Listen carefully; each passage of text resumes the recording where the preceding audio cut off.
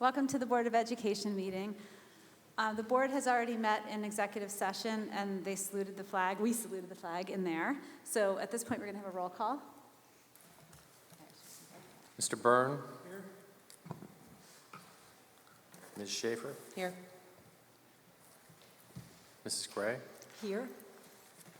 Mr. Salmon? Here. Mrs. White? Here. Mrs. Richmond? Here. Mrs. Korn? Here. Mrs. Wooldridge? Here. Mr. Markarian? Here. Mr. Syatt? Here. Ms. Fox? Here. Mrs. McEwen? Here. Madam President? Thank you. I'll just draw your attention to the statement of public notice in your agendas. The meeting was advertised in accordance with the law. There are 2 times for public comment during the meeting. The first time is public comment on agenda items, where you're welcome to come up to the microphone and speak on any or ask questions on any of the items that are on the agenda tonight or the presentations that are happening tonight. And then later in the meeting, there's another public comment on non-agenda items where you can speak about whatever topics that you are interested in. Also wanted to point out to you that the meeting is being recorded. Okay. So at this point, we're up to our student representative, Jimmy. Hi again. Good to see everyone again. So it's only been 2 weeks since the last meeting. I guess we don't really have that much to update in terms of, anything out of the ordinary, which I think is a good thing. It just hit me like 5 minutes ago that this will be the last board meeting before, the whole Spirit Week, homecoming dance, homecoming weekend, pep rally, and that sort. And so the school-wide government's doing a lot of work into that. So hopefully that turns out well. I'll be able to report to you back on how that went at the next meeting in October. Other than that, I'm looking forward to a good year. We have our first school-wide student government meeting this Thursday. So, after all the freshman class officers are elected, we'll be able to convene and, talk about our goals for the year. But other than that, nothing really of special notice. Okay, thank you. Does anyone have any questions? I guess the Spirit themes are not chosen yet, or are they going to get announced We later? do have them chosen, I think, and they've They're been secret approved. still? I You don't actually have to don't tell know. us now. No, it's fine. I gotta figure out a strategy for publicizing it because. Yeah. No, I just wanted yeah. to if you picked them yet. Okay, we Yeah. look forward to hearing what they are. Okay, cool. Okay, anything else? Okay, thank you. We're going to go down below for the presentations. We have 2 presentations, the Pride Survey results, and then Bernards Township Connect.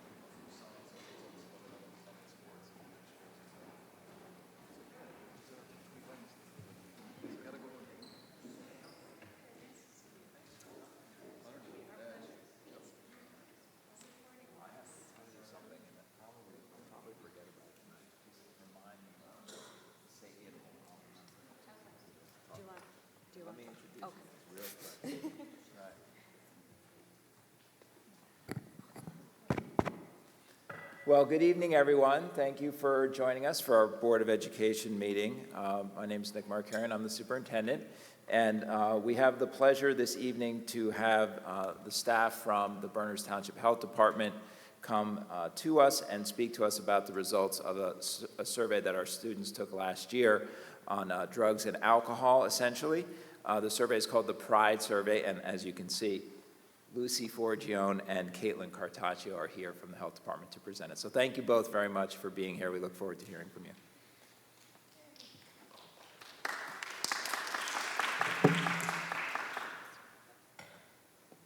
Okay, good evening, everyone. My name is Caitlin Cartoccio. I'm the Community Programs Coordinator, the Municipal Alliance Grant Coordinator, and Health Educator at the Bernards Township Health Department.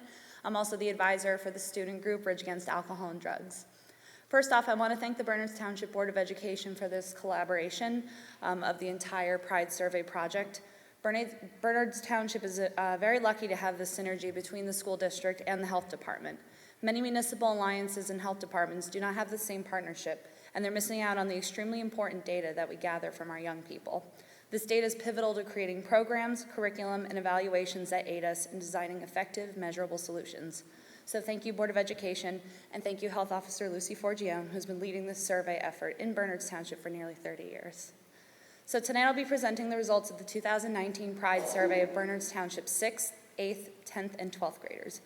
So please note that these are simply the highlights of the full district report. I believe the full report is about 200 pages long, 243 give or take. During this presentation, I'll explain to everyone where to find the full reports. There are 6 reports in total. There is a district-wide detailed and a summary, and then a detailed and a summary for Ridge High School, and a detailed and summary for William Annan. So I'm happy to answer any all questions pertaining to the survey. Just please note, I do not have the full reports in front of me, so if there's anything specific, I'd be happy to take your question and get back to you whenever is convenient for both of us. So surveying in Bernards Township School District. We've been working together surveying the schools for nearly 30 years. In the past, we've used the American Drug and Alcohol Survey. Previously, we worked with Rocky Mountain Behavioral Science Institute. They were the first people that we worked with for the American Drug and Alcohol Survey. After that, we switched to using DecisionStat and Dr. Kirk Harlow, and that was last conducted in December of 2016. We've also done the Student Stressor Survey, which we actually developed with Dr. Harlow on the 40 developmental assets. That was conducted spring 2005, 2012, and 2018. So working together with the school district, we've made the Pride Survey to replace both those surveys, and that'll be conducted in the 6th, 8th, 10th, and 12th grades every other year. So Pride surveys. They were developed to provide accurate, reliable, and useful information about students through their reported behaviors, perceptions, and living environments. The questionnaire forms and administration procedures have undergone extensive reviews by independent evaluators over the years. The survey provides users with data of high quality and practical application. We were given the option to either do this survey either paper and pencil or a computer, and we used computer. And they were introduced in 1982, and it's known as the Pride Survey for grades 6 through 12. And it's much more than just a substance abuse survey. A lot of questions, and I'll go over the questions, or some of them. This questionnaire also gathers climate data as well as 50 risk and protective factors. So we chose to go with the Pride Survey Plus due to the amount of the questions that they had. It just seemed more reasonable since we are replacing the American Drug and Alcohol Survey and the Student Stressor Survey. And e-cigarette usage was added in 2018, so we just got that for our students. So the Pride Survey Plus, it was 151 questions, and those are all from Pride. And we also developed 15 additional questions that we felt weren't being answered, but that we had answered before in the American Drug and Alcohol Survey and the Student Stressor Survey. New Jersey is an active consent state, so parental permission was gotten for each student completing the survey. Every parent or student, or every student had to bring in a permission slip, either electronic or in person, that said, yes, my student is allowed to take the survey. It was distributed via Chromebooks to all 6th, 8th, 10th, and 12th grade students. Ridge High School had a window from March 5th through 8th, and March 6th was when WAMS took the survey. The class where the survey was distributed varied by school and grade. So here's our response rates. So this is the first time we've done the Pride survey. So we had a total survey of a count of 901, and beneath that, I've broken down the response rates per grade. So we had 53% in 6th grade, 47% in 8th, 57th in 10th grade, and 40% in the 12th grade. So that was an overall response rate of 49.25. Some demographics. So number of male students surveyed, 425, so 47.6% of the population was male, and 52.4% were females. You can see the ethnic origin on the right-hand side, mostly made up of white students, Asian Pacific Islander, and other. So student ages corresponded to the class grades. There were a little bit of an outlier on the left-hand side there, but most of the ages corroborated with the class grades. The Pride survey does have a built-in honesty checker, so if some student was marking off kind of different answers or out there answers, it was blocked. I talked to Pride about this, and they assured me that it was utilized in our survey. So student information, this was a lengthy section of the Pride survey. So I've narrowed the student information down to mainly drug and alcohol related questions. So one of the questions was, do your parents talk with you about problems of tobacco, alcohol, and drug use? As you can see, sometimes and often and seldom kind of were all made up of the majority for that question. Do your teachers talk with you about the problems of tobacco, alcohol, and drug use? That was roughly in the same area. There was a larger percentage indicating never, but both were pretty even. Another question was, does your school set clear rules on using drugs at school? And as you can see, over 50% of students indicated a lot, with 28.8% saying often. So the majority of students do know about the clear rules on using drugs at school. Does your school set clear rules on bullying or threatening other students at school? Again, we saw an overwhelming amount under often and a lot. So as we mentioned, this is to replace the student stressor survey, so it was very important that we did get information on stress. I also chose to break this table out in particular for our highlights reel, just to show how feeling stress kind of changed as you go from the 6th grade up to the 12th grade. You can see the stress increases into high school, and the peak seems to occur in 10th grade with 26.5% indicating a lot and 46.2 indicating, the 26.5 indicating often and 46.2 indicating a lot. Next question was, how often do you feel stressed out at home? Stressed out at home kind of seems to be flipped, with more students reporting seldom or sometimes. But again, you do see the higher numbers as we go into the high school ages, the 10th and the 12th grade. This was one of the questions we looked at. It was really important. When I get stressed out, I use alcohol or drugs to help me relax. And most students indicated seldom or sometimes, and most of them were in the upper class grades. This is another question that was very similar to ones we've used in the student stressor survey before. So do your parents set clear rules for you? Overwhelmingly in often and a lot. Do your parents punish you when you break the rules? So most students reported often for parents setting the rules, but the results were more scattered for punishment when those rules get broken.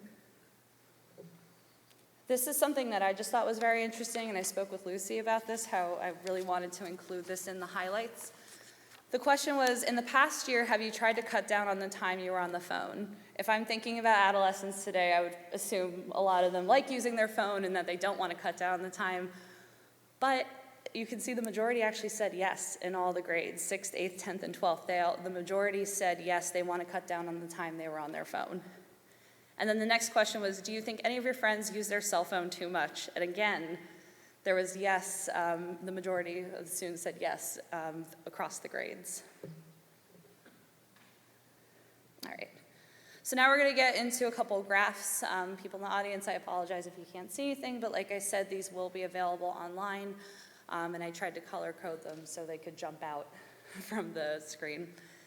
So you'll see a couple of words in here that may not be defined very clearly, so I'm gonna define them right now. Marijuana is the illicit drug most used by junior and senior high school students. However, many marijuana users become multiple drug users. And so the following underneath that are what is known as the illicit drug categories that are used in the Pride survey, including cocaine, inhalants, hallucinogens, heroin, steroids, ecstasy, meth, prescription drugs, over-the-counter drugs, and opioid painkillers. Oftentimes you'll see in the tables it is broken down, but just in case, here's the list. Other information, e-cigarette refers to e-cigarette, vape pen, e-liquid rig. This could include the Juul, the N2, Joytech, etc., excluding marijuana products. There are a couple questions that go specifically into e-cigarettes with marijuana products, but that's noted. So if there's a question about e-cigarette usage, it's referring to nicotine use. Prescription drugs refer to prescription drugs not prescribed to you, such as Ritalin, Xanax, or Oxycontin. And opioid painkillers refer to prescription opioid painkillers used to get high, again, such as Oxycontin, Vicodin, Percocet, and codeine. So we have the average age of onset of use, 14.1 for tobacco, 13.4 for e-cigarette. We did see quite a dip with alcohol at 12.7 and marijuana at 13.8. Again, there are those built-in honesty checkers. So the very low age of alcohol could indicate that many students who were indicating that they started drinking were at a younger age. Sometimes it does depend on the group of students that are surveying. So here's our annual use chart. So this is, have you used this substance within the last year? As you can see, alcohol is the highest, with 61.6 of our 12th graders indicating that they've used alcohol in the past year, 45.1% of 10th graders. Any illicit drug is at 40% for our 12th graders and 24.3% for 10th graders. E-cigarettes, 14.8% of 12th graders, 10.7% of 10th graders, and tobacco, 15.8% of 12th graders and 9.7% of 10th graders. So this is why I mentioned before, some of the illicit drugs are broken down a little bit more.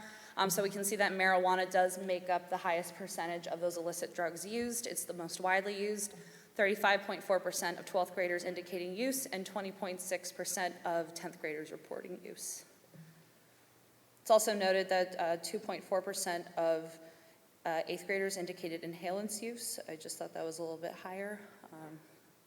There you go. And then this is a further illicit drugs, prescription drug use, over-the-counter drugs, opioid painkillers, all around 3-4% for the higher grades. So this is past 30-day use, so have you used this substance within the past month? Again, alcohol as our highest with 43.9% of 12th graders and 27.6% of 10th graders. E-cigarettes is our second highest this time with 29.4% of 12th graders and 26.4% of 10th graders indicating e-cigarette usage in the past month. And again, our illicit drugs, so marijuana is up at 21.9% and 8.9% for 12th and 10th grade respectively. So the way this question works is students are asked, do you perceive these substances to be risky? And they answer either no risk, slight risk, moderate risk, or great risk. So this question was asking, is there risk of one or more packs of cigarettes a day? And as you can see, the overwhelming majority indicate great risk or moderate risk. But then you switch to e-cigarettes, and it's a little more scattered. It's not quite as high as we see over there. It's great risk. You have a lot of students indicating moderate or slight risk. Perception of risk, 5 or more drinks of alcohol 1 to 2 times a week. Again, it's still a little bit scattered with still some students indicating moderate risk, but we do see that a little bit, it goes down as we get into the higher grades, especially for great risk. You see the 6th graders indicating 56.7% saying, there's a great risk, then down to 43.9% for 8th grader, 37.5% for 10th grader, and 32.4% for 12th graders. So the perception of risk of alcohol goes down as the students get older.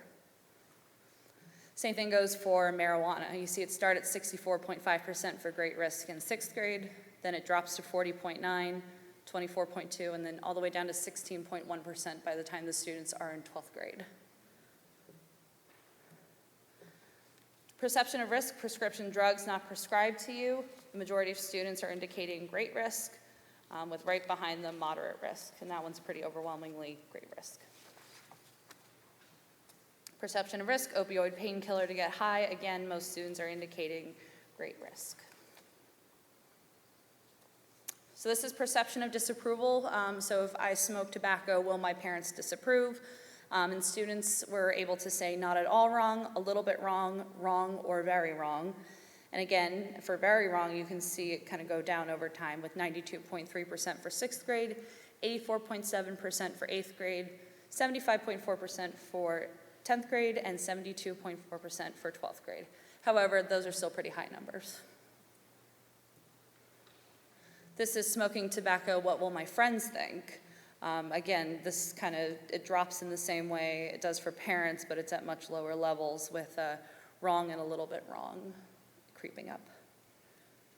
So this is use of e-cigarettes. So will my parents disapprove if I use e-cigarettes? Again, pretty high on the very wrong side, but then we switch to friends, and again, it's a little bit more scattered, with 41.8% of 12th graders indicating that it's not at all wrong to use e-cigarettes, and 32.3% of 10th graders indicating it's not at all wrong to use e-cigarettes around your friends. So perception of disapproval, drink alcohol nearly every day. This is for the parents. Very wrong is the highest with 87.2%, 82.8%, 71.5%, and 63.6%, which are all over half. Again, once we get to the friends, it becomes a little bit more scattered. You can see very wrong is still what the majority of students say until you get to the 10th and the 12th grade, and then it drops to 41.7 and 40.7%, but wrong and a little bit wrong are still pretty high there. This is perception of disapproval for smoking marijuana, what the parents would say. Again, very wrong is the highest. Over half of students say very wrong for this category. And again, we get to the friends and we get to marijuana. Again, it becomes a lot more varied. 39% of 12th graders saying not at all wrong, and 22.3% of 10th graders saying not at all wrong. So our narrative report. So we know tobacco, alcohol, and drug use and violence continues to be a persistent problem facing the youth of America. The use of mind-altering chemicals has proven to be especially harmful to adolescent growth and the development process. Psychoactive drugs interfere with physical, social, and emotional growth during the critical years of adolescent development. So the first question the first section we're focusing on is the availability of alcohol and tobacco products. So the question was asked of students, how easy is it for you to get alcohol? And they specified beer, coolers, and liquor. So the following table shows you percentages of students who responded either fairly easy or very easy for obtaining tobacco products, as well as beer, wine, coolers, liquor, and marijuana. So for tobacco, over half of 12th graders said it was either fairly easy or very easy to obtain tobacco products and alcohol.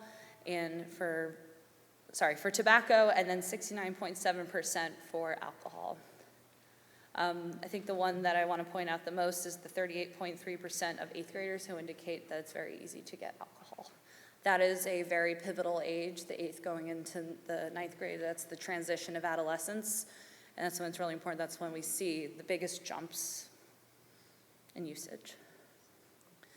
So tobacco, cigarette smoke contains more than 1,200 chemicals, none of which have been proven beneficial to humans. And when cigarette smoke is absorbed into the body, it decreases the oxygen carrying capacity of blood and increases the clotting rate and hardening of arteries. Using tobacco products is a major cause of emphysema, chronic bronchitis, lung cancer, heart disease, and cancer of the mouth. So you're seeing me say this, and of course, we know millions of Americans, millions of people over the world have stopped smoking. But it's still important to examine use of cigarettes by students. It's still an unhealthy practice. And just as an aside, we are seeing more dual usage, especially with the e-cigarettes. Students are beginning to smoke both e-cigarettes and regular cigarettes. Students who smoke tobacco early are also more prone to try other drugs, particularly marijuana, than students who do not use tobacco products. So past 30 days of tobacco usage, we saw that before, 7.9% of 12th graders and 4.5% of 10th graders are still using regular cigarettes. Alcohol, so this is one of the topics, especially the health department we talk about a lot, Municipal Alliance, 21 for a reason, which I'll get into in the next slide. This is something we've been combating for years. Alcohol is a central nervous system depressant, which relaxes the inhibiting and controlling mechanisms of the brain. We know that chronic problems can lead to alcoholism, liver damage, and brain damage. And immediate dangers, so this is what's happening as soon as the alcohol usage is starting. It can result in drunk driving deaths, DUI, binge drinking and alcohol poisoning injuries, sexual assault, academic decline, and failure. So past 30 days use of alcohol, 43.9% of 12th graders, 27.6% of 10th graders, and 5.9% of 8th graders, and then there's a 0.9% of 6th graders. So I mentioned it's 21 for a reason. This is one of the Municipal Alliance's main campaigns. We talk about delaying the age of first use. If the age of first drink is around 14, which is what our typical age of first use is in Bernards Township, they have a 55% chance of experiencing no alcohol problems, but a 45% chance of experiencing an alcohol-related problem. If they wait till the age of first drink is 21, they're more likely to not have alcohol-related problems, It's 90% for no alcohol problems and 10% of experiencing alcohol-related problems. So we're going to look a little where do students use and when do they use. At school is the least popular time for use and is the least popular location for use, and during school is the least popular time of use. Weekends tends to be the most popular time, and at home tends to be the most popular with younger students, while friends' houses or other tends to be the most popular with the older students. So the data strongly supports the concept of parent and community involvement in reducing alcohol use by youth. So the second from the right hand is friend's house. 51.1% of 12th graders indicate alcohol usage at a friend's house, and 30% of 10th graders indicate alcohol usage at a friend's house. Then we see all the way out on the left-hand side, that's at home. 20.5% of 12th graders, 14.1% of 10th graders, 6.8% of 8th graders, and 2.1% of 6th graders. This is for time of any alcohol use, so we see all the way to the right-hand side, the majority is during the weekend, with 50.5% of 12th graders, 35.9% of 10th graders, 7.3% of 8th graders, and 2.1% of 6th graders. So marijuana is a crude drug made from the cannabis sativa and contains more than 400 known chemicals. 70 of these chemicals are known as cannabinoids, and they're only found in the cannabis plant. One of the cannabinoids, THC, is the major mind-altering chemical in marijuana. As we've been talking about very recently, marijuana is used in the 1960s, was lower in THC, ranging from 0.25 to 1% with very few health hazards. And presently, there's marijuana available with THC levels with more than 24%. And people have found multiple ways through the internet and talking to friends of how to ingest marijuana in different ways, whether it be through edibles, whether it be through smoking, whether it be through vaping it as THC oils. It's much different than it was in the 60s. Because of the stronger, more potent varieties, the intoxicating and health effects of smoking marijuana has increased dramatically. So we have 21.9% of 12th graders indicating a past 30-day use and 8.9% of 10th graders. So now we're going to talk a little bit about location of marijuana usage. Often marijuana and other illicit drug use, so again, that list that I indicated before, will often occur within a friendship circle, and those who report use among friends are more likely to use.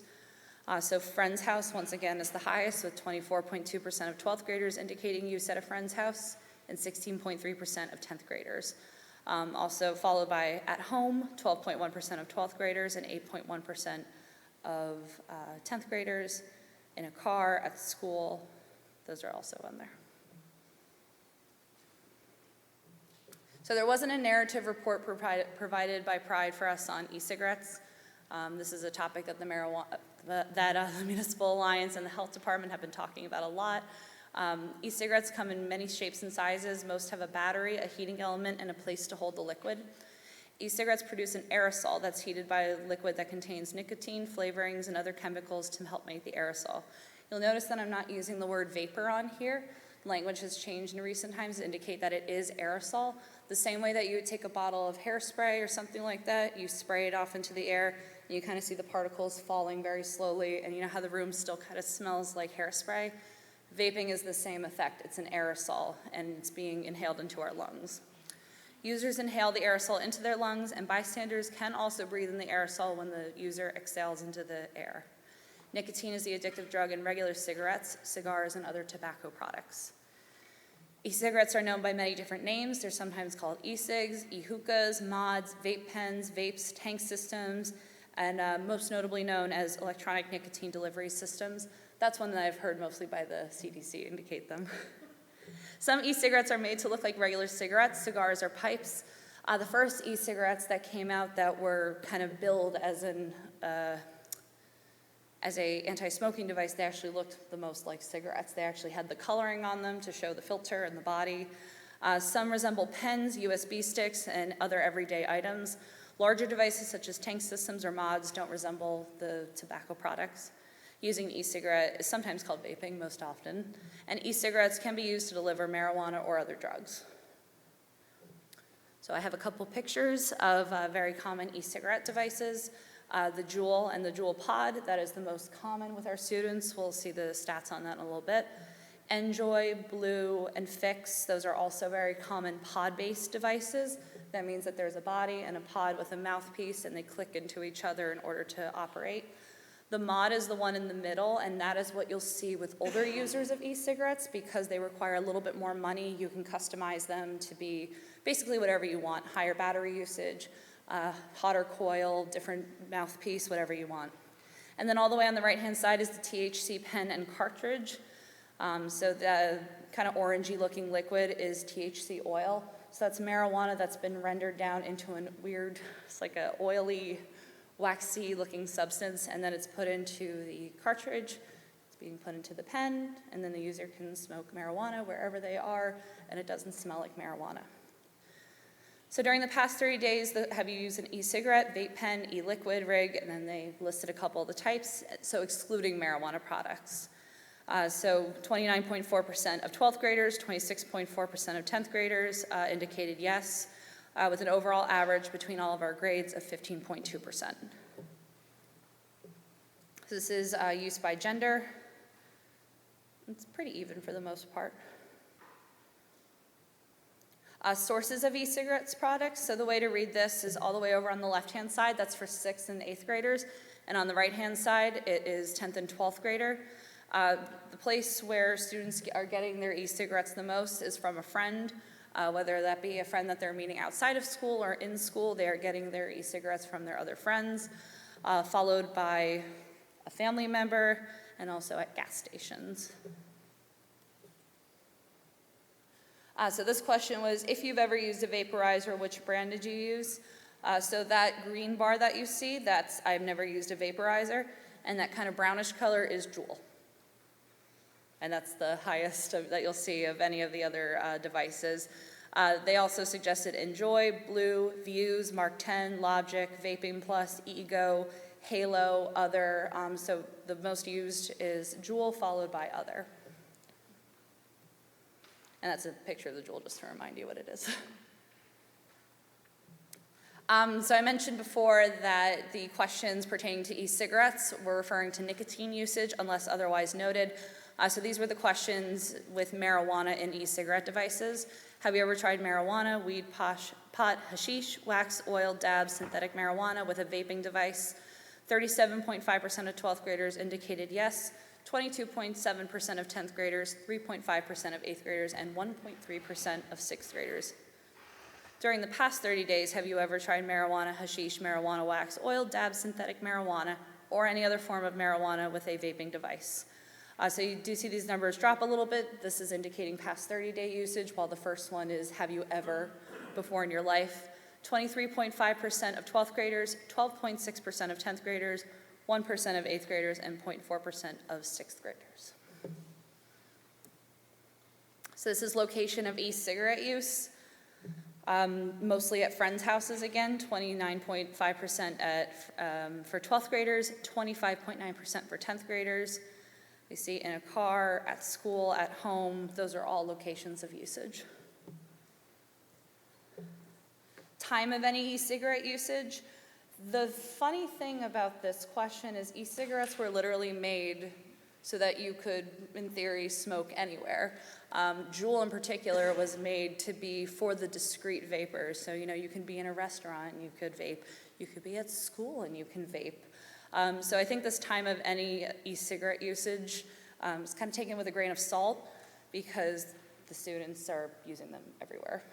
But we see weekend being the highest with 24.2% of 12th graders and 25.3% of 10th graders indicating usage on the weekend, followed by after school, weeknight, during school, and then before school.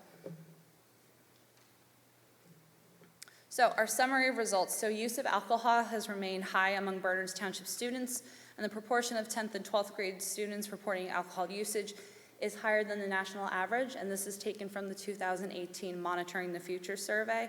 So Bernards Township, we have 27.8% of our 10th graders indicating usage against the national average of 18.6. For 12th graders, 43.9% of our 12th graders indicate use against 30.2% of the national average. Initiation of most substances is occurring between 12 and 15 years old at the transition point to adolescence. Alcohol and drug use occurs in social settings, with friends, on the weekend, and in other homes. Use of e-cigarettes continues to be an issue, with 26.4% of 10th graders and 29.4% of 12th graders indicating past 30-day use. Marijuana, as we've seen in the past couple of years, is still the most highly used illicit drug, with others being reported at a lower rate amongst all grades.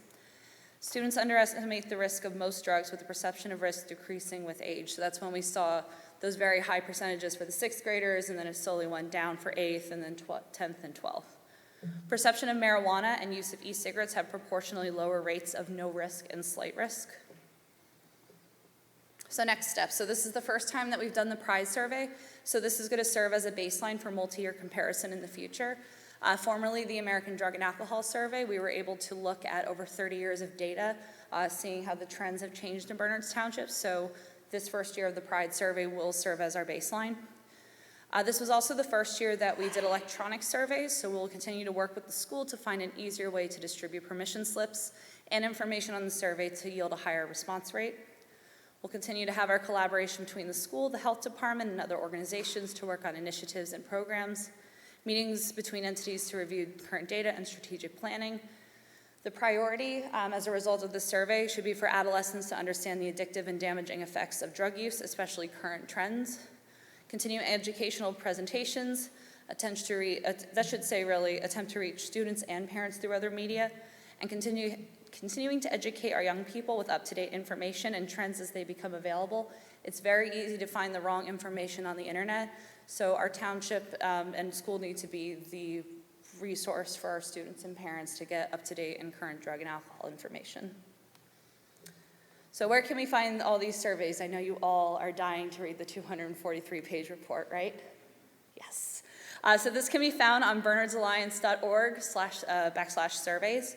So the full surveys, including the detailed executive and school specifics, will be posted. Please keep in mind, we're actually undergoing a little renovation on our website. You should still be able to access the information, but if any of the fonts or anything looks a little funky, we're working on making our website better for the public.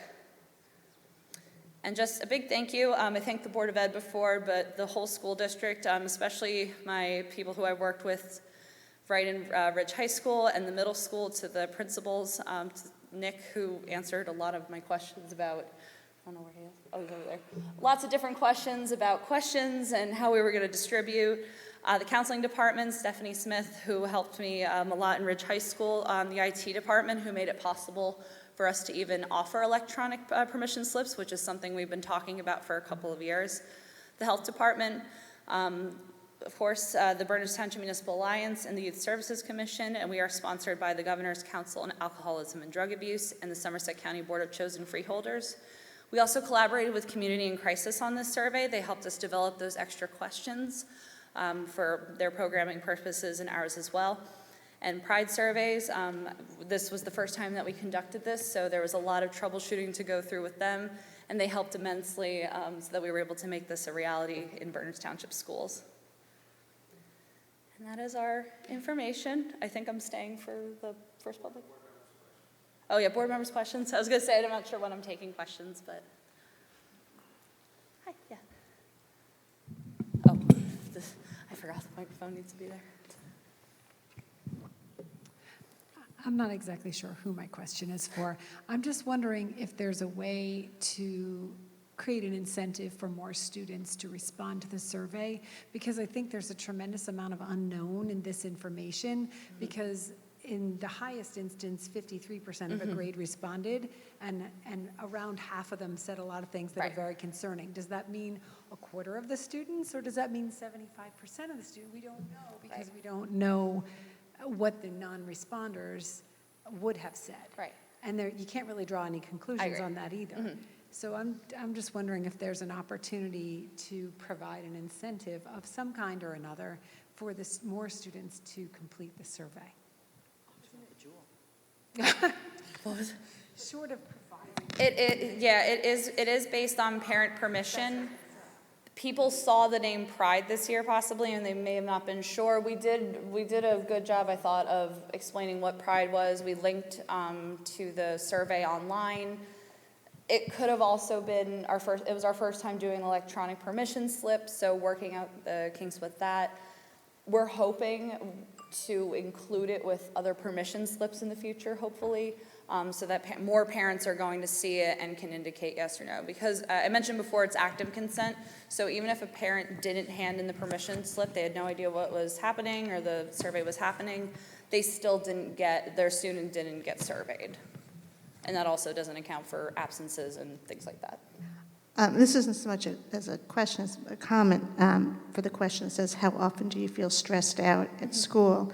And the 10th grade was a very high percentage, which to me just confirms why we have added the 3 weeks of health class to be able to address some of this stuff. Right. And then also it links to when in the slide about e-cigarettes, and again, the 10th grade, who up until this year hasn't had health, where some of this information may have been covered, is saying there's a high percentage of them that they are using e-cigarettes at friends' houses. So I would be curious when you do this again Right. for next year to see if, Oh my gosh, yeah, that is next year. you know, for the 10th grade, if that percentage, I would hope it goes down. Right.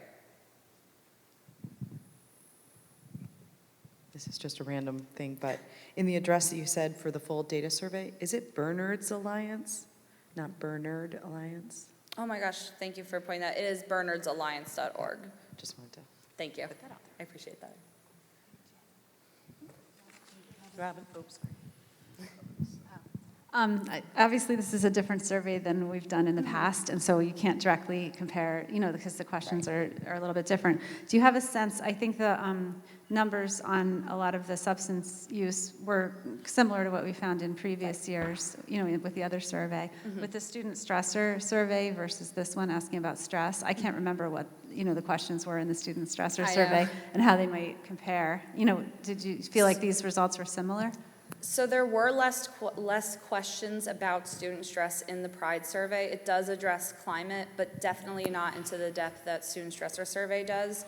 Again, that one was developed with Dr. Harlow, and we went in and we looked at the 40 developmental assets and we talked about stress, and it was pretty much a stress-related survey. So that's why when we had those extra questions, the wonderful thing about Pride is that they are very good at assisting us with how to word certain things and where they would fit in the survey.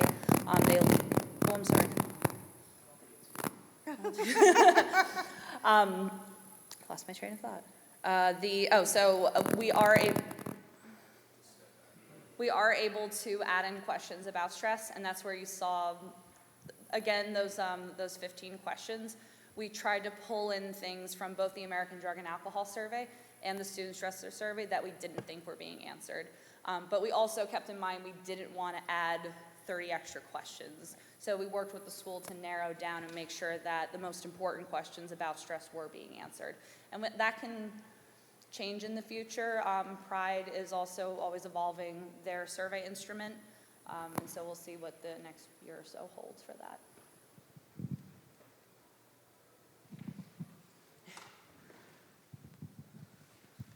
There's a bunch of questions about the perceived risk from different groups like friends, parents. Right. Is there like a section of questions that ask the students, do you know if your parents know you are drinking alcohol, using marijuana, vaping? Like whether the students think their parents know that they're doing these things. I don't think that question's on this survey now.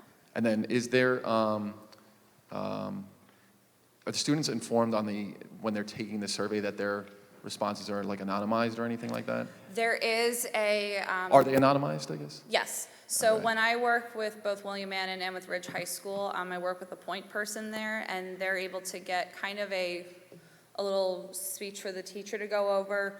This is the Pride survey. It's about drugs and alcohol and student stress. Your answers are anonymous. You're going to go in and take it. No one's going to be able, there's a whole verbiage of how, this won't be tracked. The school doesn't know who's answering what. Your teacher doesn't know who's answering what. Once you submit it, it goes to Pride directly to be tabulated. Got it, all right. As for if they know Like if it's happening, that again depends on which class it's taking place and how the teacher communicates directly with the student. Yeah. The parents know it's being Oh, anonymized? yeah, the parents do. Oh, okay. So the parent permission slip is twofold. When we've had hard copies in the past, and they've been released in a first round and a second round.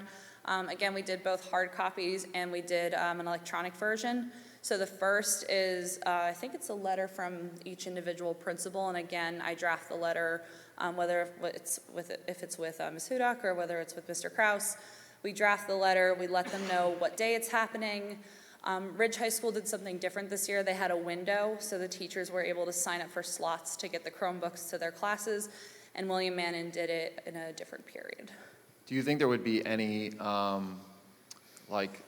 skewing of the data or the results if we didn't tell the kids that the data was, or the results were anonymized? Where I'm going is, as a parent, I would like to see what my child responded here, but I don't know if that would skew the responses. I think that would skew responses. Right. Yeah. So, but I don't know if they are cognizant of the fact that if you don't say your response is anonymous, then they would think, oh, okay, now I need to check off everything's wrong, I would never do this, I'm a perfect angel, you know? That's why I was asking you the question also about, do you think your parents know that you do X, Y, Z? You know, we can change. I look at it every other year whenever we do the survey. I look at the little bit of information that we give the teachers, and we'll update it to, you know, it used to say, you'll be given a paper and pencil. So now, obviously, being on Chromebooks, we don't include that. But we can include something like your survey results will be anonymous to everyone, or to your parents and teachers. The information doesn't get back to anyone, so perhaps we can look at how to word that in the future so they do feel more comfortable, because the teachers do say, please try and be 100% honest. Fill in whatever you feel if you're not comfortable with something. I believe Pride allows you to skip certain questions if you don't feel comfortable. In looking in the full data, you can see which questions it says miss, and you can see, maybe like 3 students didn't answer it, or 2 students didn't answer it, or 8 students. So that could be something that we look at for the future. Hi, and I agree with Karen that it's hard to really get a good feel because there's not a lot of, Right. I mean, not that there's not a lot of responses, but you're like, okay, is this 50% or 50% or whatever? But I'm looking at the phone question. And I don't know if there was more phone questions, because I feel like phones are almost as addictive, if not more addictive, to some of these kids than I believe that those actual were the only 2 drugs. questions in particular. But, about self-induced. so I was looking at, the kids have their phones younger and younger. Mm-hmm. And then you look at the annual use of illicit drugs, and you look at, like, inhalants for 2.44, which I thought for 8th graders was pretty high. Yeah. And then I was also, now they can go on their phones and look up anything they want to look Right. like, how would you know how to do that unless you, so I was like, is there any correlation there? And then also, there's another one, this one. Alcohol use before school, and it was a 9 for 8th graders. I was like, could that be wrong? Or is 9%? Mm-hmm. Like, I was like, is that 9 kids or not? Like, that seemed, I don't know if that's like a blip or that was like a. Again, it seems like an outlier. Again, they built in, I know I sound like a broken record saying the honesty checks, but if it seems like whenever they report, they will. That seems crazy. I mean, that's like something that would like just jumped off the page at me, because they're young. They're just young kids in 8th grade. And then, I just was noting that. Now, I mean, I really don't know the answer, but so. In terms of going forward on the summary of results, I think that as we do this survey every other year, you'll be able to, or I hope that we'll be able to see like a side-by-side comparison of, I don't want to say tracking, but tracking what the 6th graders and then as 8th graders and the 8th graders attend, you'll see how they compare year to year. Yeah.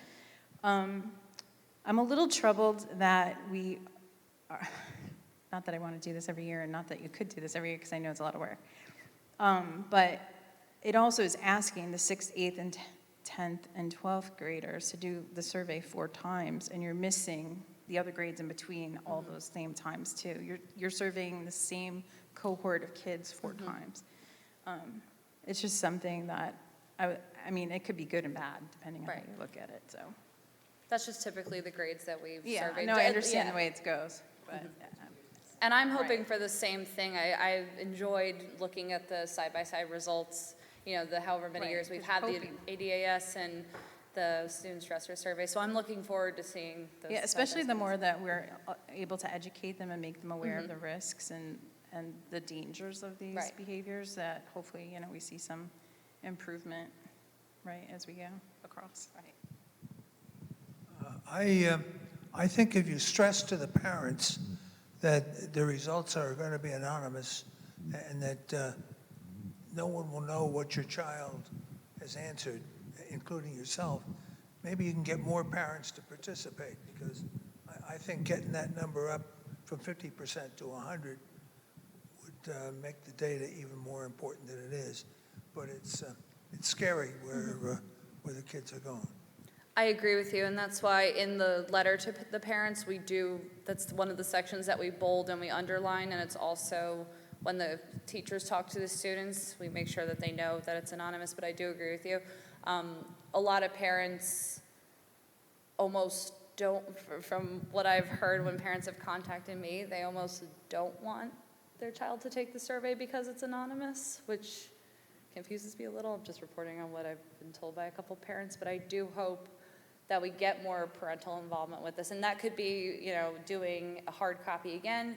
It could be perfecting our online method, just getting the permission slip out as many possible ways as we can, while still being able to streamline it for the entities who are doing the yes/no list per class. Then we'll be able to see the results. Do the kids sign their results? Is there any signature on the information? No, it's anonymous. Okay. Well, I just think it's important that we try and get more and more input, and I assume it's representative of the whole class, which is, It's lower numbers than we'd like to see, but looking at the demographics for the 6th, 8th, 10th, and 12th grade students, seems it reasonable. mirrors, yes. But I know we would like to see a higher percentage, I agree.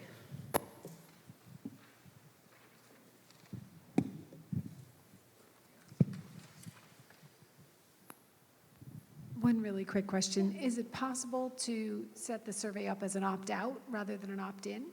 It's a New Jersey state law. We've thought about it in the past before, but we're not able to do anything with that. Thank you. Nice job. Thanks for coming. Am I staying for like people have questions or? Okay, so maybe too,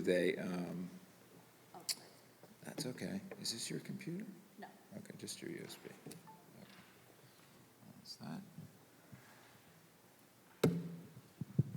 Quick transition here.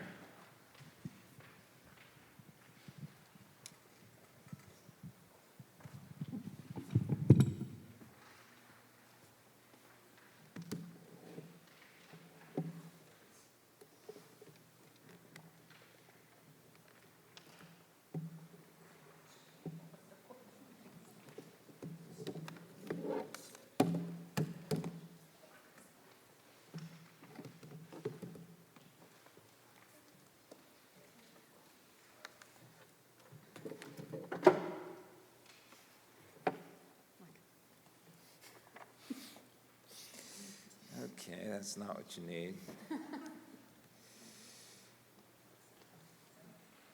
Yeah, that was. It's not Utah.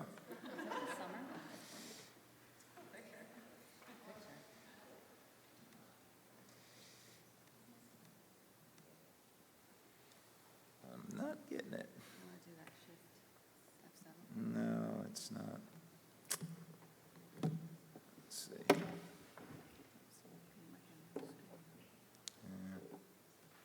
Could be the dual screen thing.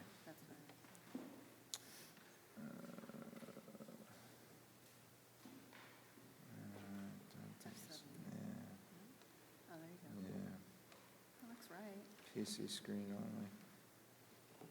Let's try it again. Yeah, you could try. Should be this one, right?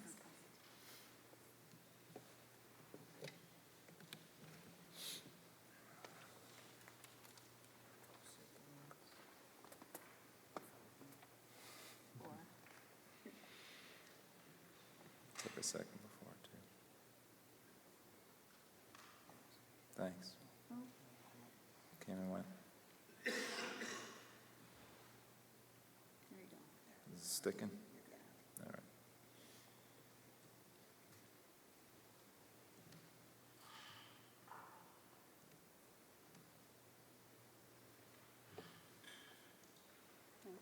Okay, we made it. So I had just one follow-up thing. I think one of the common questions that we had was, the number of students taking it, and we started to get to it there at the end about, if you have half the students taking it, how representative might that be in general? And maybe you could ask the Pride people that question. Maybe they have some insight, because while we'd love to get to 100%, we're never going to get to 100%. So, we've gotten better percentages sometimes, but let's see what they say about that. Thank you. Okay, so Kristen Fox, Assistant Superintendent of Curriculum Instruction, is here on my left. And we wanted to take a little bit of time tonight to talk to you about something else, a different topic. We're going to transition to a conversation that harkens back to our strategic plan that we began in the fall last year. And in that strategic plan, we had some public meetings, and we were able to take a lot of input, listen to what people had to say about a lot of the issues that are sort of at hand in our district. And we took all that information, working with the consultant from New Jersey School Boards, and we developed a strategic plan for our district. That strategic plan is posted on the district webpage, and within that plan, we've started to develop goals that kind of came out of a lot of the conversations that we had in the strategic planning meetings. Our goal to work on a strategic plan was actually a 2-year plan, starting obviously last year, 18-19, and going into this year, 19-20. The strategic plan itself will probably be years in the completion process. But nonetheless, as a 2-year goal to work on the strategic plan as a district goal, we wanted to have a mechanism by which we'd be able to continue to communicate with the public and the board about the strategic plan, get input, continue to hear from parents, students, administrators, the board members about how things are going with the strategic plan and various updates, progress reports, and so on. Simultaneously, we also wanted to build in a mechanism similar to what we had several years ago that involved a committee of parents that were able to help work as sort of communication liaisons to understand our curriculum better. And we called that the District Curriculum Committee. So we wanted to have a mechanism that we could kind of capture the spirit of some of that work, and also to have a communication chain that would help us stay on top of our strategic plan and be able to talk to people about it in a sort of open forum, similar to the strategic plan meetings that we had last fall, where anybody that was interested could come and participate. So fortunately, we have some wonderful people in the district who help work on things like this, such as Ms. Fox, and also Ms. Smith, who couldn't be here tonight, and she sends along her regrets. Unfortunately, she wasn't able to be here with us tonight, but she helped us with this idea about how we could try to do this. So with that, Ms. Fox is going to talk to you a little bit about our plan and ideas to do this work. Thank you. Yeah, I'm pretty excited to launch this. We've been talking about it since last spring. Ms. Smith and I started working on some type of a vision for how to communicate better. As you see, part of the strategic plan was our communication with the public, with the school district, with the teachers, parents, and students. And so, as Mr. Markarian said, we wanted to sort of combine what used to exist as a curriculum committee, but be a little bit more broadly focused on any initiative really in the district, not just curriculum. So the rebranding is called Bernards Township School Connect, Really, we want a community partnership through this structure that we're going to explain now, so that we can both provide you with updates on the things we're working on relative to the strategic plan or other initiatives that may come up, but also get your input along the way as we're sort of making decisions and implementing different things as part of the plan and the work that we do. So we do want to launch this tonight and kind of give you the structure of the council, opportunities to participate, and some meeting dates and so forth. So this graphic here is kind of representing the structure of Bernards Township Schools Connect, BT Connect. At the sort of, I guess at the heart of it would be this Communication Council, which I guess is the closest match to the former DCC, District Curriculum Committee, where this would be a standing group of people who would meet 4 times a year to get periodic updates from the different parts of the strategic plan. So the green boxes are the different strands that emerge from the strategic plan, and certainly the administration is doing work on all 4 of those strands all the time. And there's different subtopics within those strands where we might want input more than others. And so those committees will form as we go through the next few years, depending on what we're working on and what the needs are. Anything else about this page?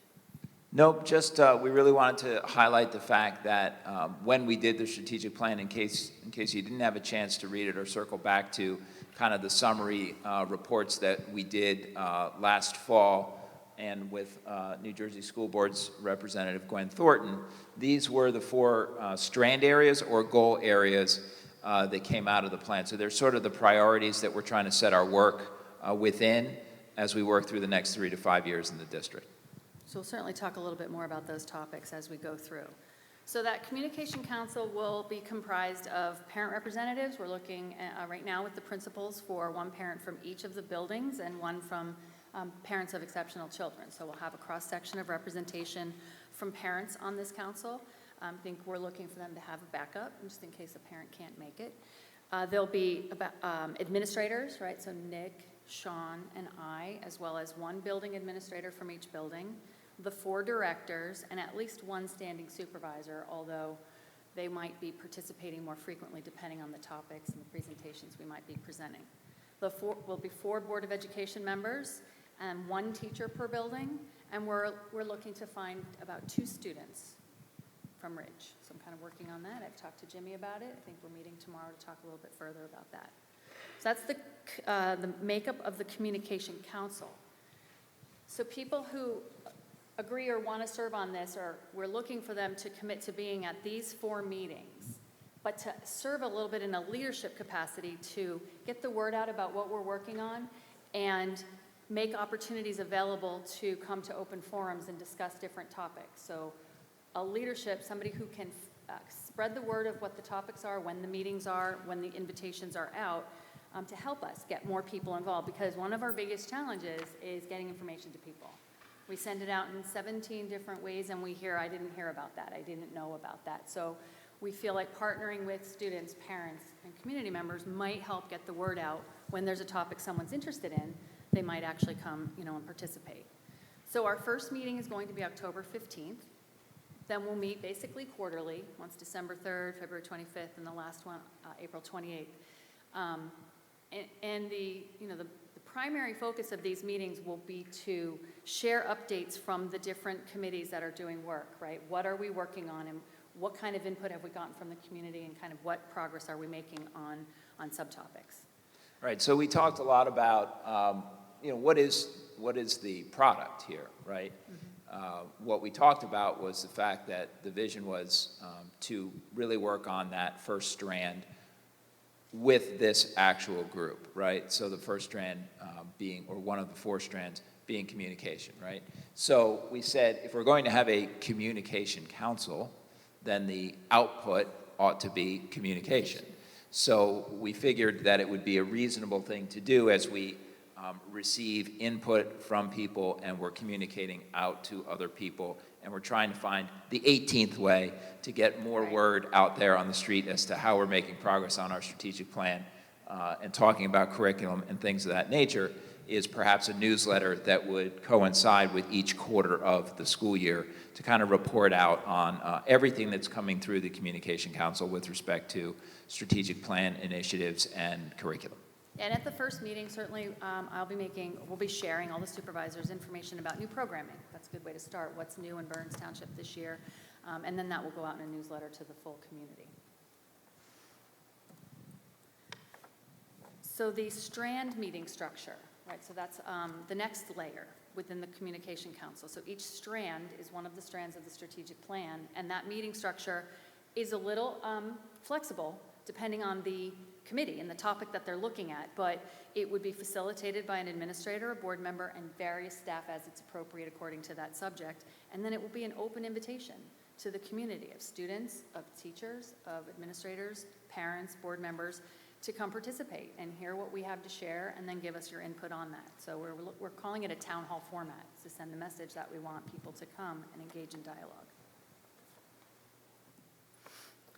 So just to outline some of the topics that are coming out of the strategic plan on our minds to get started with early on, right? We call them the hot topics, right? Some of the things that were currently in the works or we're making decisions on. So certainly we've talked about having a input committee related to the health program, the changes that were made to the health program, the time that was added, and the work that was done. So that's one of the first subcommittees, if you will, or strand committees that we're going to form.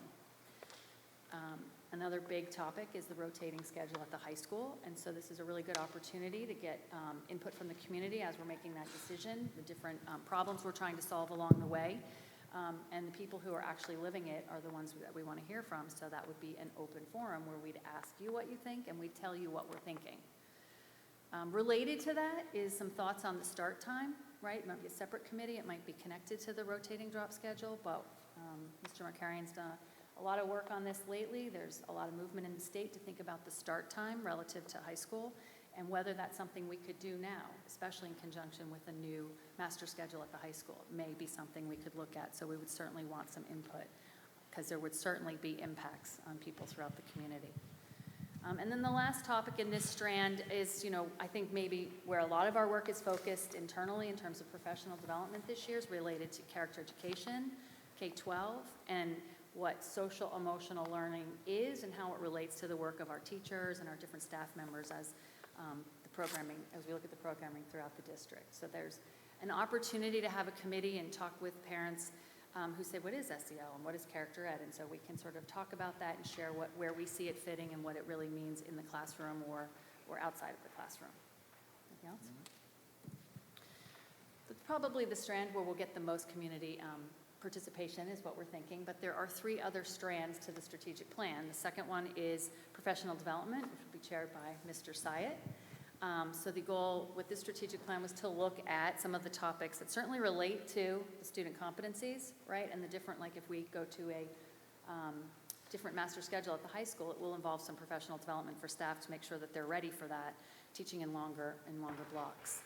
So these are the subtopics. Instructional coaching is a program we've sort of relaunched this year, and so he'll certainly be looking at that with input from staff and community. And staff wellness has been a focus for the last year or so, and will definitely be a continued focus as we make that, sort of at the forefront, that if the staff are going to be their best self in front of our students, they need to also take care of themselves, and we can help them along the way. Is your committee? Yes. So I'm involved in all of them. Yes, you are. Joyfully. It's really great.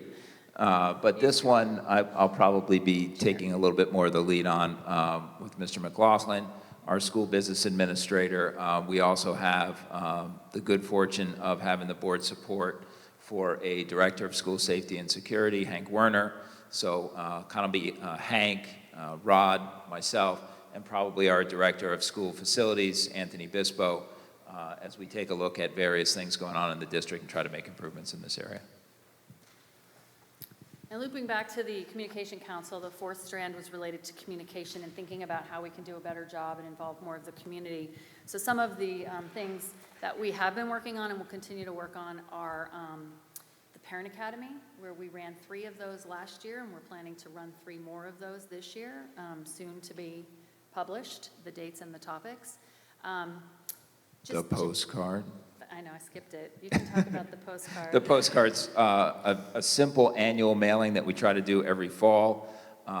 Basically, the message on the postcard is, this is the only piece of mail you're going to get in hard paper from the school district. You should be getting everything electronically, and here's how. So if you're not getting Genesis emails or blasts every Friday from the principals, we need to get connected with you to make sure you're getting the information you need. So that's pretty much what the postcard says. We'll send that out probably in October. Along those lines, we did recently publish score reports of students electronically, which is new for us, and it will be what we plan to do going forward. So that was communicated on Friday in a letter, and I think parents received them. So in the portal through Genesis, sort of another way we're trying to improve communications, right, in the ways that we're able to get information to parents and students through the portal. One of them is the score reports. So the NJSLA reports were posted on Friday, and so that letter let people know, and if it wasn't there or there were any issues with it, they could certainly contact us and let us know as we make sure that system is working the way that it should. And that's it. That's about it. Yeah, that's it. So, I mean, the big thing to keep in mind with these subtopics is they're not going to be meetings all the time, and they're not going to be like committing to 10 meetings a year. It's going to be fluid, and it's going to depend on the topic. So you will need to look for information about those coming out through the SOS Express, the newsletters coming out of the Communication Council meetings, telling you about when those opportunities are occurring and where they will be. So depending on the topic, there will be maybe located at the high school or one of the elementary buildings, but we'll certainly be communicating that as we go forward. So next steps are stay tuned. Stay tuned. Watch for opportunities to participate. Okay. Any questions? You guys have any Board members? questions? Okay, we're going to move on. Thank you very much for your attention. One more thing from Ms. Cartaccio. So I had notes for my presentation, and I noted things that were kind of outstanding. And the 9% for when do you use alcohol struck me. Why wouldn't I have a comment on that? And I do apologize, and I beg your pardon, that it's 0%. It's 0%. I must have hit the 9 instead of the 0, which I realize is a very big error. It will be corrected, and I will... But they're right next to each other. They are right next to each other. I will correct it, and then, Nick, can you resend the presentation? And the correct numbers will be on the actual report. And again, I apologize. It's correct on the full report.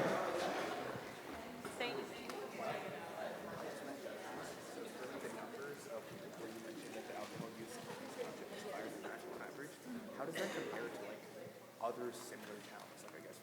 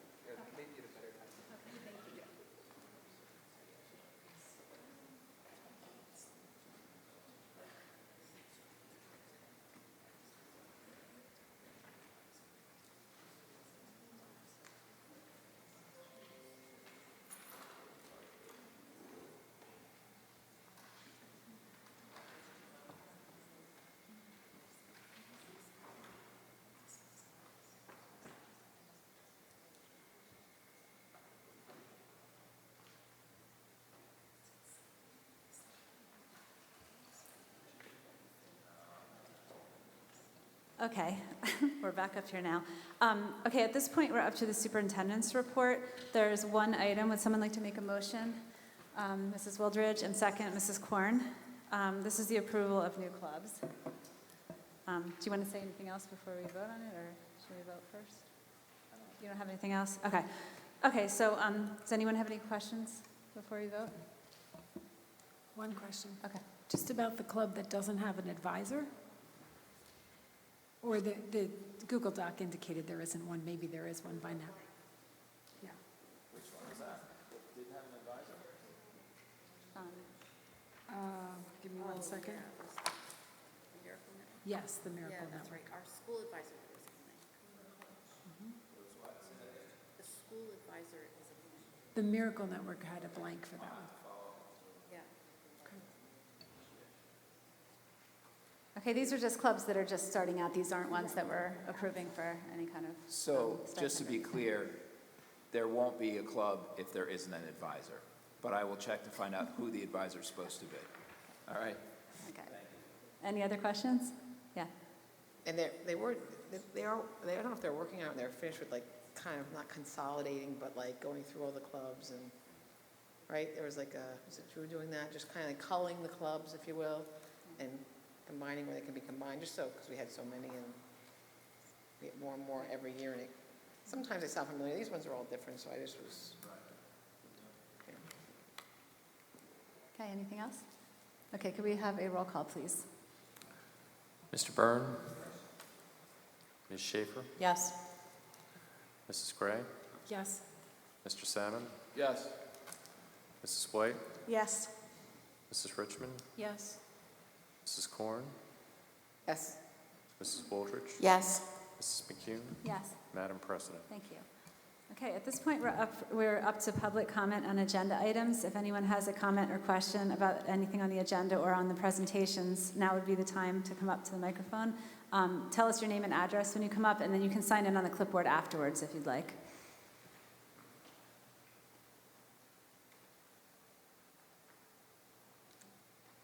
Nobody for public comment? Okay, I'll close public comment. We're up to approval of minutes. There's one item. Would someone like to make a motion? Mr. Salmon and Mrs. Richmond seconded. Any questions or comments on the minutes?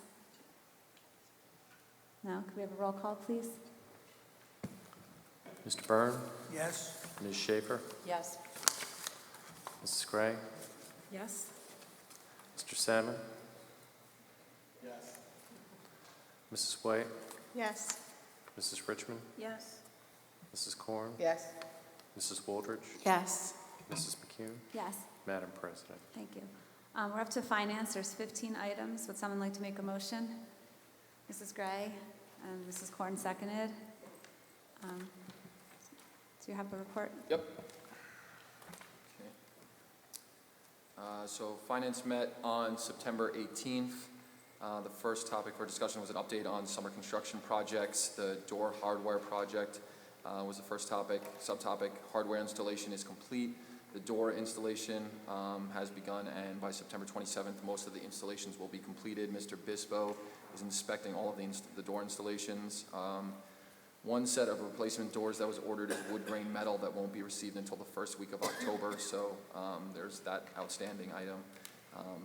The WAM's HVAC installations are in place and operating. We are still waiting for delivery of a controller card for a Mitsubishi unit. Next week, which is this week, heat balancing will happen. There are several punch list items that are still outstanding.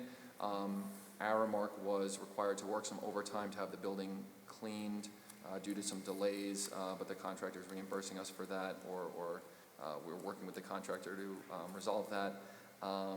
The WAM's curtain wall, all the materials are on site, and the repairs should be completed by this week. There was a proposal from Dr. Grip, the school demographer, to update his report. He believes, in speaking with the Township Committee, that he has enough information now about the additional housing projects to update his 5-year plan. Mr. McLaughlin,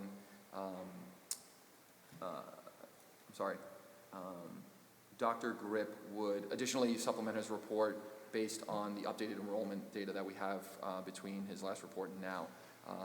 The idea would that be would that Dr. Grip would update his report and present at another public Board of Education meeting, likely in the next few months, so that it would be, his update would be taken into account in terms of the Ridge addition.